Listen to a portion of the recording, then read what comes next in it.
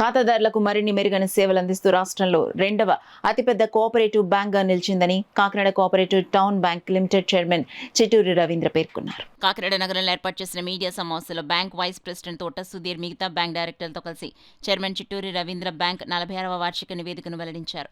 రాష్ట్రంలో 46 కోఆపరేటివ్ బ్యాంకులు ఉండగా 1860 కోట్ల టర్నోవర్తో కాకినాడ కోఆపరేటివ్ టౌన్ బ్యాంక్ రాష్ట్రంలో రెండో స్థానంలో నిలిచిందన్నారు. ఈ సమావేశంలో డైరెక్టర్లు సత్యరామరెడ్డి, రిమ్మలపూడి ధర్మేంద్ర, కంటిపూడి సత్యనారాయణ, అయ్యగారి వెంకటేష్, ఎండి సుధీర్ కుమార్, సీఈఓ సి సుగన్ రావు, బోర్డు మేనేజ్మెంట్ సభ్యులు నల్లమిల్లి జనార్దన్ రెడ్డి, బ్యాంక్ సిబ్బంది తదితరులు పాల్గొన్నారు. ఈ సంవత్సరం పెద్దగా మనం కొత్తగా భవనాలంటూ ఏమి పెట్టుకోలేదు, కానీ పాతవే ఉన్నాయి.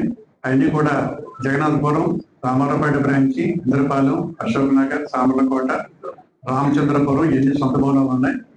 పాత బిల్డింగ్ నార్త్ సైడ్ ఏదైతే ఉందో, మన హెడ్ ఆఫీస్ ఎక్కడ ఉందో నార్త్ సైడ్ ఖాళీగా ఉంటే దాన్ని డిస్మాంటిల్ చేసి లాకర్స్ ప్లాజా అని చెప్పి కట్టాలని చెప్పేసి దాని కన్స్ట్రక్షన్ స్టార్ట్ అయ్యింది. ఫస్ట్ ఫ్లోర్ అయింది, సెకండ్ ఫ్లోర్ కూడా స్లాబ్ వేయడం జరిగింది.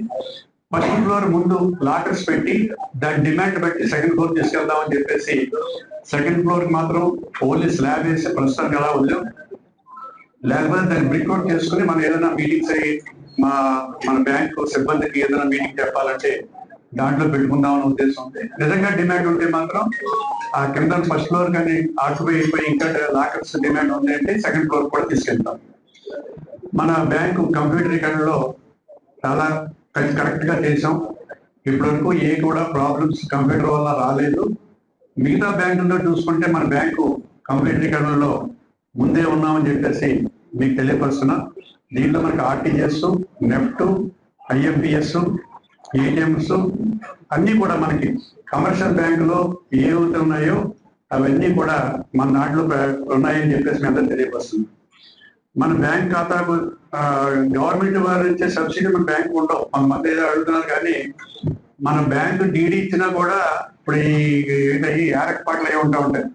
మన బ్యాంక్ డీడీ కూడా యాక్సెప్ట్ చేయట్లేదు, స్టేట్ గవర్నమెంట్ కూడా యాక్సెప్ట్ చేయట్లేదు కోఆపరేటివ్ అర్బన్ బ్యాంక్స్ డీడీ. ఎందుకు కారణం అంటే ఏం చెప్పలేదు. కానీ మన మిగిలిన వారికి కూడా మనం డీడీలు ఇస్తూ ఉంటాం పబ్లిక్ ఎవరికి కావాలంటే. అందువల్ల మనకి ఈ ట్రాన్స్ఫర్ ఎడ్యుకేషన్ లోకి అమ్మఒడి అని చెప్పి అటువంటివి కూడా మన బ్యాంక్ లోకి ఏమి రావు. అందువల్ల మనకి ఆ ప్రభుత్వంతో కనెక్షన్స్ ఏముండవు. ఏటీఎం మిషన్స్ కూడా మన ఆర్బీఐ వారు ఒక 5 మిషన్లు మార్చమని చెప్పారు. ఏంటి, ఇటువంటి మిషన్లు ఎక్కడైతే ప్రాబ్లం వచ్చినాయో ఆ మిషన్స్ మీ దగ్గర ఉన్నాయి కాబట్టి ఆ మిషన్లు కొంచెం తీసేసి కొత్త మిషన్ రిప్లేస్ చేయాలని చెప్పారు. కొన్ని మిషన్లు మనకి 8 మిషన్లు ఉన్నాయి, మూడే కదండి మనం రిప్లేస్ అయితే. మనం